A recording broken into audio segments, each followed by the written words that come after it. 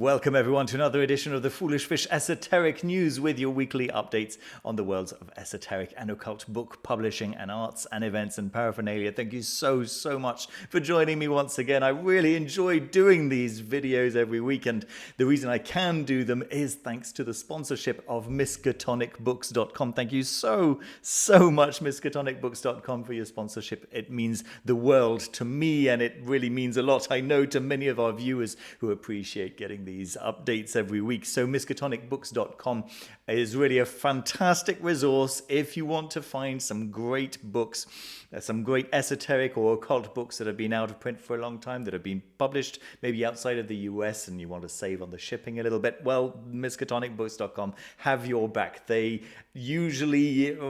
always have fantastic books on their shelves, and you can go over to their website miskatonicbooks.com to see what they have. Well, one carrier that miskatonicbooks.com has been carrying, and who have been very notorious in the occult scene, in the occult realm, for ripping people off, has been Hellfire Club Books. And unfortunately, well, Miskatonic Books, basically what they were doing was that they were buying the books from Hellfire Club Books so that people could actually access these books, because they're pretty books, at least on the outside, pretty looking books, and people were actually sending their money to Hellfire Club Books, and not getting their money back, or the books that they ordered, just their money just disappearing. Right, it happened to me back in 2019, I guess, that I ordered my book. Well, it's still pending. The order that I put in, great. So miskatonicbooks.com had been getting the books in so that clients could actually purchase them through Miskatonic Books and be sure to actually receive the books that they bought, that they paid money for. Well, it seems like they have ripped Miskatonic Books off, and so Miskatonic Books are not going to be supporting them anymore. You can see what my response to that news was down there. I'm so sorry you were ripped off, Larry. Talk about biting the hand that feeds. Yeah, you don't say. So yes, there is currently a sale going on for the remaining stock from those con artists. I'm sorry. So if there are some books from Hellfire Club Books that you were hoping to pick up, then this really is the last time that you can do so with any certainty of actually receiving the books from miskatonicbooks.com. There we go. There's excellent news around the new super special edition. This is the nicest edition of the Hekateon so far. It's the deluxe leather-bound Styx edition. And that is available on the Miskatonic Books website. You can go and check all of that out at miskatonicbooks.com. If we just open the page over here, you'll be able to see some of the great stuff that you can pick up from there. All right, great news. All right, let's start this week's news with Black Letter Press, a new book from Black Letter Press, Somnium. So this is, well, for all intents and purposes, the first science fiction book, from what I understand, right, by Johannes Kepler. It's a captivating blend of science fiction, astronomy, and mythology, written in 1608, published posthumously in 1634. This groundbreaking work explores the possibility of traveling to the moon, offering a unique perspective on celestial phenomena through the lens of a dreamlike narrative. It all sounds very exciting, and of course all presented in the inimitable, beautiful style of Black Letter Press. This does look like a lovely new book. The story follows a young Icelandic boy and his mother, a healer and sorceress, who summon a demon to learn about the moon. Through the demon's account, Kepler vividly describes a fantastical journey to the moon, envisioning what life might be like for its inhabitants and how Earth would appear from a lunar perspective. Pretty cool stuff. Definitely a nice stocking filler right there. Okay, we've got news from Cherubim Press. The pre-orders are currently started for the complete knowledge lectures and side papers of the Golden Dawn. So this is the third book in this series of Golden Dawn documents that had previously been available only in dodgy copies, right? And this is actually making those documents available officially with some really nice insights and prefaces and forwards by people who actually know what they're talking about. So this is available as a hardcover to pre-order. I got the paperback edition. Sorry, I'm just going to leave the screen for a couple of seconds. I got the paperback edition of the complete flying rolls of the Golden Dawn, which is this kind of yellowish color, right? The hard covers are all this kind of anthracite grey color, but guys, from what I understand, and I pre-ordered the second book in this series, which was the complete. I can't remember. I'm afraid, but okay, it was the second one in this series, and it's actually on its way at the moment. From what I understand, it is a print-on-demand book. So yes, 105 euros does seem a little excessive. I will hold my judgment until the book actually arrives before determining whether it was worth 105 euros or not. But the paperback will be out soon. So if you missed out on the pre-orders, then don't worry too much. However, if you did buy the first and second book in the series in hardcover, the third book in the series is available to pre-order right now, and you might want to complete your collection, right?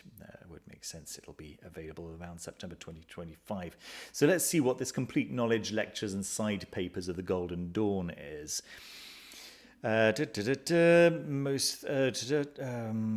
most thorough and authoritative version of the Outer Order curriculum of the original Order of the Golden Dawn to date, encompassing the grades from 00 to 47, marking the first time this material is fully and accurately available in print. And this was the case for the two previous books in the series. So if you think you've already read these papers, think again. Current published versions in both print and online are either the later Stella Matutina versions or are riddled with errors, missing entire sections and numerous diagrams. While some papers are rare or have never been published before, including the first instructions for the lesser ritual of the pentagram, which are not found in Regardie's book. All of this is corrected in this new comprehensive edition. Additionally, Frater Yehida has painstakingly compared numerous original source copies for differences, noting them in his invaluable footnotes. Some of these differences are eye-opening and challenge long-held assumptions about the teachings of the order. So yeah, really, folks, if you're interested in the Golden Dawn, if that is kind of the path that you've chosen, if you've maybe started down that route and you're not sure whether the 6th and 7th editions of the Golden Dawn documents is accurate or not, then yeah, I would say that this is probably something you're going to want to look into. The first book, as I say, is available in paperback. The other two will be in paperback eventually. So, yeah, that's news from Cherubim Press. Great, very exciting news. And we're very grateful to Cherubim Press for making this information available. Good. Hexen Press have announced a new book called Flowers of Blood by Sarah Bonadea George. Flowers of Blood is a fascinating exploration of the folklore of plants in pre-industrial Sweden. Through a deep dive in the world of enchanted flora of Northern Europe, the author evokes a dreamlike borderland where the numinous is thought to dwell, and where each plant and tree is filled with hidden meanings, arcane knowledge, and mysterious powers. Imbued in a deep animistic worldview, the natural environment of the rural folk presented is alive with spirits and supernatural beings. Here we encounter the underworld dwellers, the devil, Naken, the water sprite, Skogscheit, I'm not sure, the forest sprite, and others. And biblical figures like Cain, Judas Iscariot, and Maria, in evocative plant and tree folk legends. Through in-depth researches in the archives of Uppsala and Stockholm, and older local historic books, Sarah Bonadir George presents, for the first time in English, a body of lore that remains little known at present even in Sweden. It looks like a very pretty book. It looks like it is cloth covered, which I'm a big fan of, as you guys know, and it's got this very, very pretty black ink stamp on the front. Looks really nice. And let's have a quick look at the inside here. Seems to be quite comprehensively illustrated. Very, very nice indeed. So that's €60 from Hexen Press.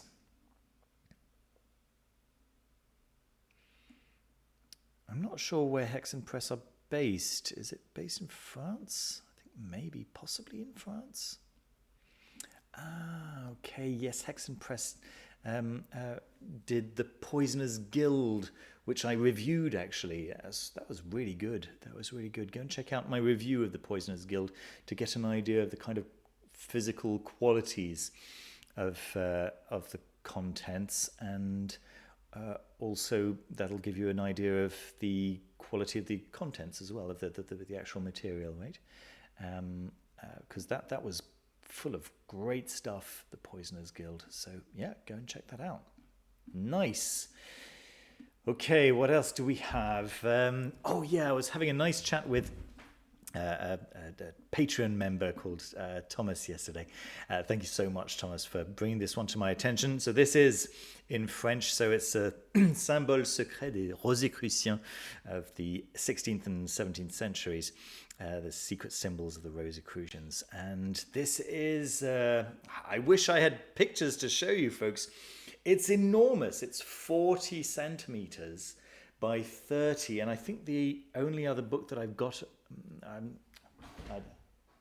I may be wrong. It definitely wouldn't fit on my shelves down here. I think the Kelmscott Chaucer, the facsimile that I was showing you a few weeks, maybe a couple of months back now, that's 40 by 30. Just really, really large, large book.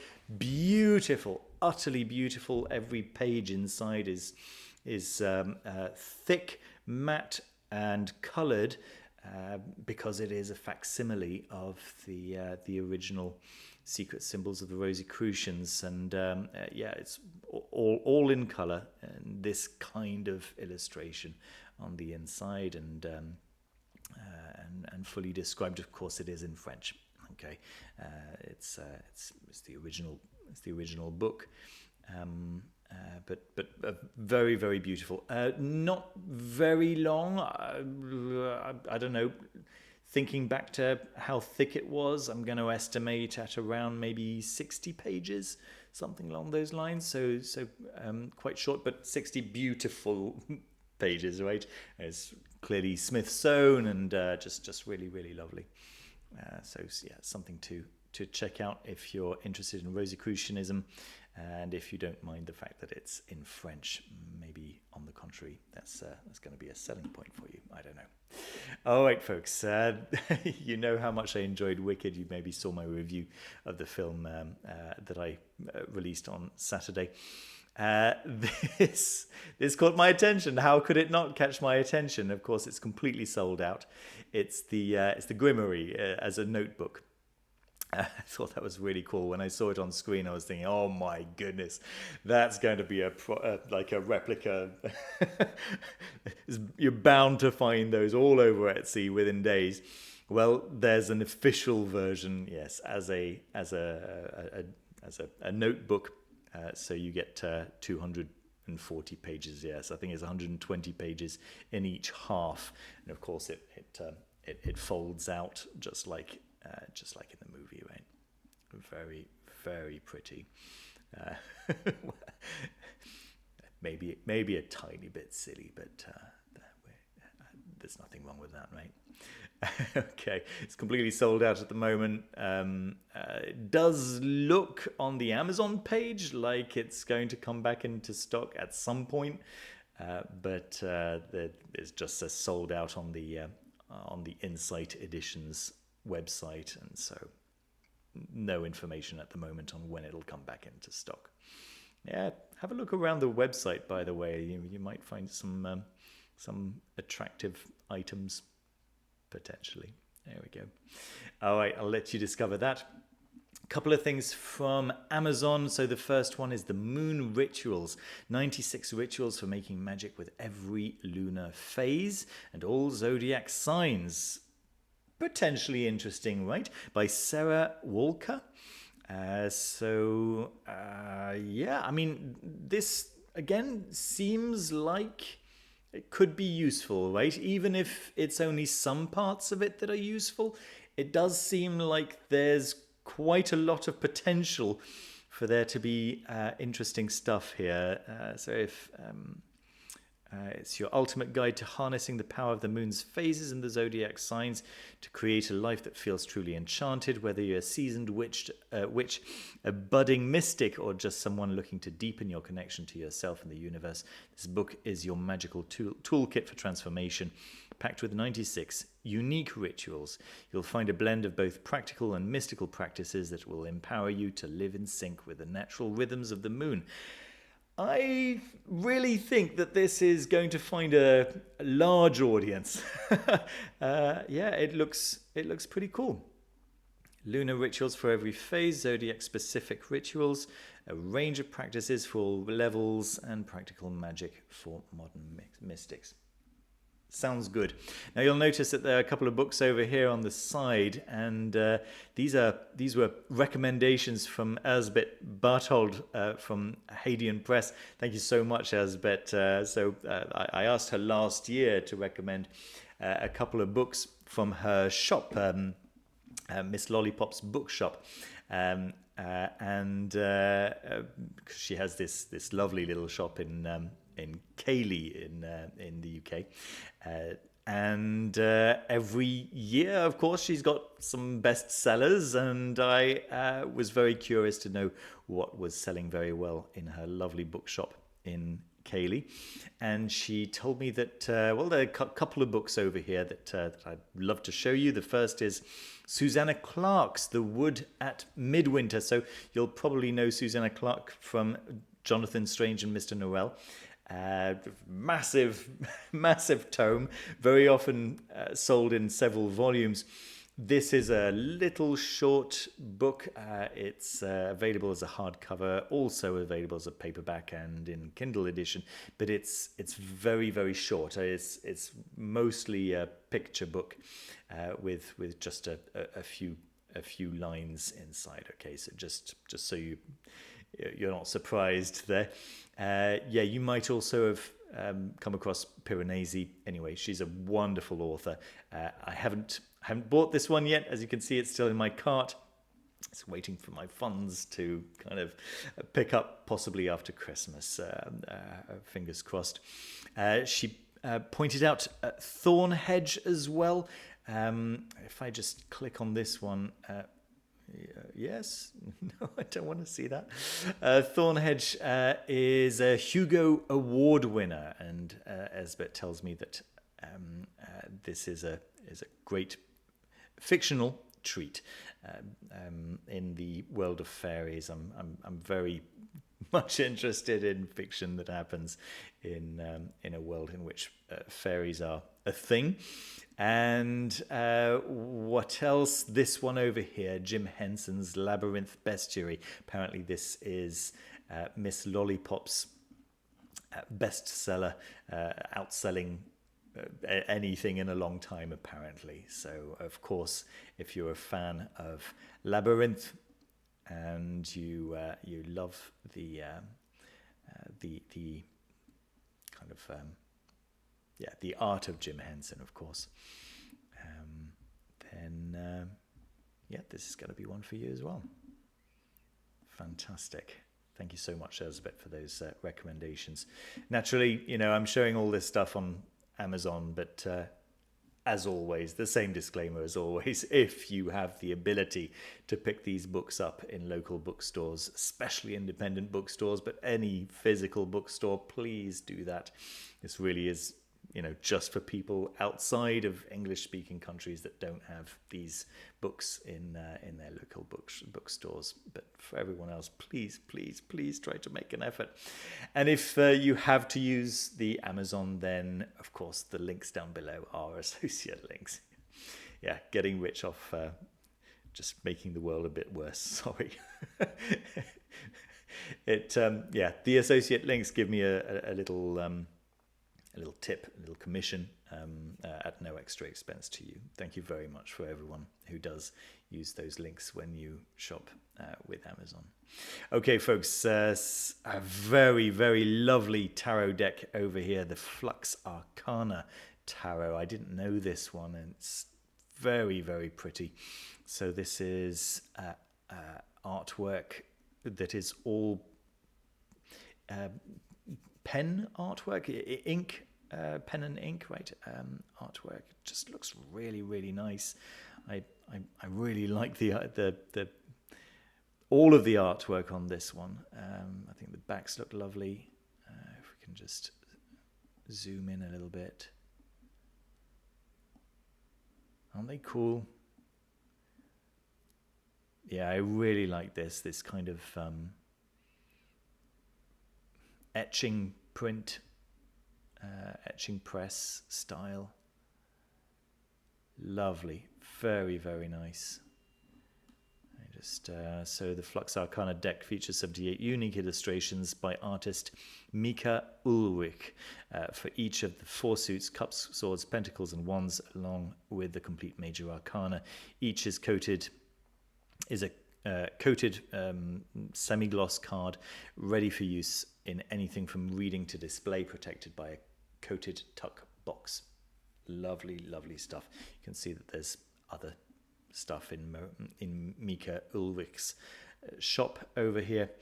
This one really, really caught my attention. Lovely. Very cool. Okay, David Hymes Smith has got a new class, a new video course, right? Metatron's Ladder. So for those of you who saw my review of Metatron's Ladder quite recently, you may be interested. It's 4 videos, each of around 2 hours. Yeah, David Hymes Smith's lectures and lessons are always great. Really, really cool. I'll invite you to check out my review of Metatron's Ladder, and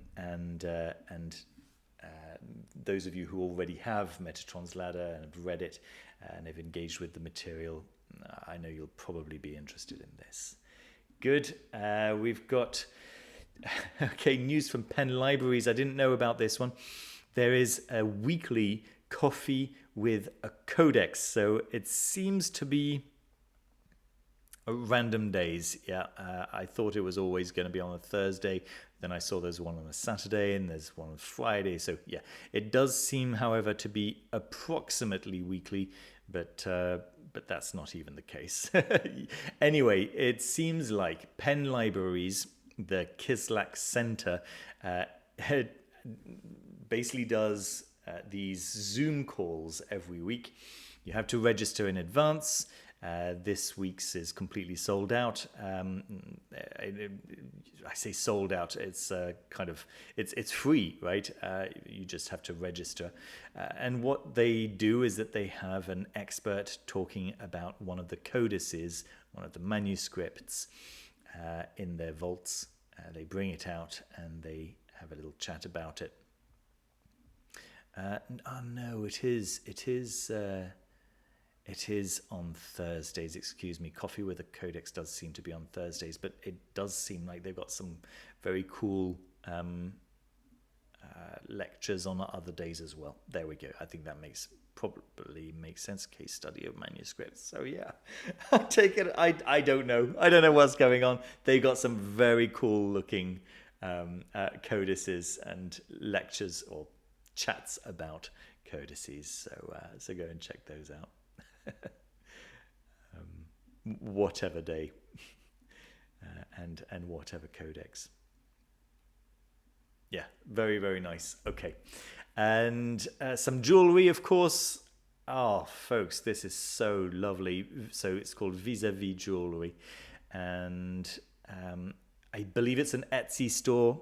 But, of course, if you can support creators on their own stores, Etsy just takes everything. You know, you order something from Etsy, Etsy just takes everything. And so, yeah, Etsy is nice for showing that you're available, for showing that you've got stuff, showing that you're selling stuff. But yes, if you're trying to support a creator, then do try to go to their website. Look at this, folks. So this is what is featured on this particular website at the moment, but there is so much going on here, from Byzantine, Celtic, Egypt, Greek, Roman, Hinduism, Mesoamerica, Mesopotamia, Middle Ages, Norse, Viking, and goddesses. If I just open this Mesopotamia over here, look at this. Look at that. Oh my goodness. Utterly gorgeous. Really, really lovely stuff.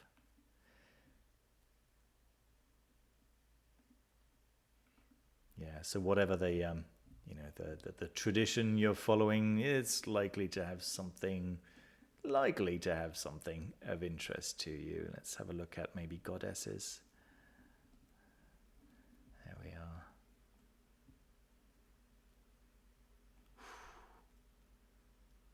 Very, very cool. Okay, so that's Vis-a-Vis Jewelry. Go and check this out if you're after some very nice pendants with deities from all over the world.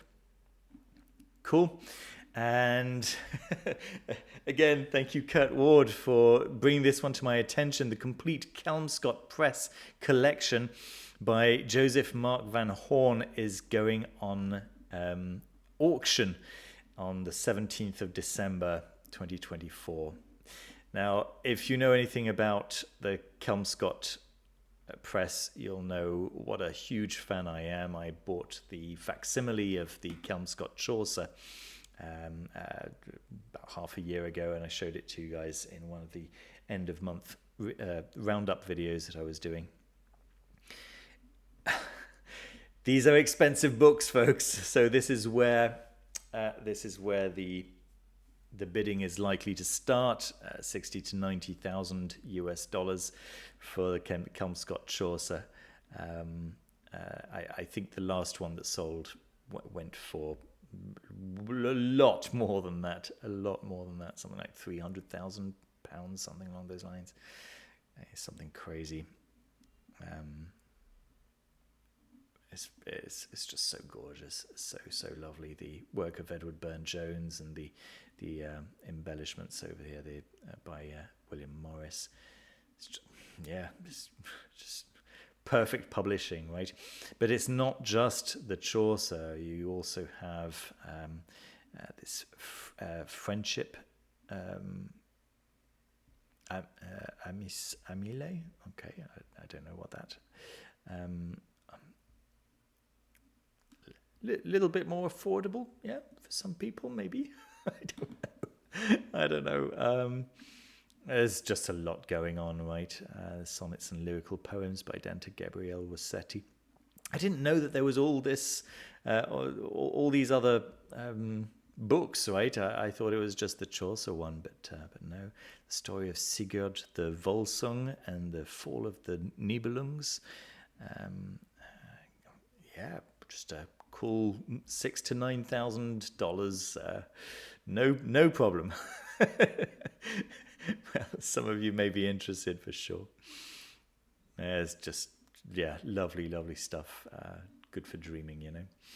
Okay, and then my board game of the week is a new episode for Cthulhu Death May Die, which has been rising in popularity, actually. Cthulhu Death May Die, the original edition. It's just been making more and more board game YouTubers' top 10 lists. People really have enjoyed this particular Cthulhu board game. But this one's...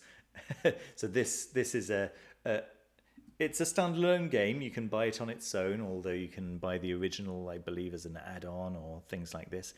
This one actually introduces Godzilla, so you can actually buy this ridiculous 50-something centimeters tall, like half a meter tall miniature. It's not exactly a miniature, is it? It's like massive Godzilla, and there's an equivalently huge Cthulhu, and you can get them to fight in your board game. I think that's very cool. It's unbelievably silly, and also very cool. So that's a picture of the 50 centimeter tall Godzilla character. This is the kind of smaller one. You don't have to buy the big one. You can make do with a smaller one, but some really nice minis, I think. Very Lovecraftian, appropriately so, right? Yeah, really nice. There we go, folks. That's my video for this week. Thank you again, everyone, for watching. Don't forget to hit the like button if you enjoyed the video. Don't forget to subscribe if you haven't done so already, and if you'd like to see more of these videos, then the best way to do that is to click on the little bell button right just next to the subscribe button, because hitting subscribe doesn't really mean anything anymore. And if you'd like to support the channel, then the best way to do that is through the Patreon. And thank you so much to everyone who supports the channel. Thank you so much. That's going to be it for me for this week. Take care of each other. Take care of yourselves. See you very soon with another video. Bye-bye.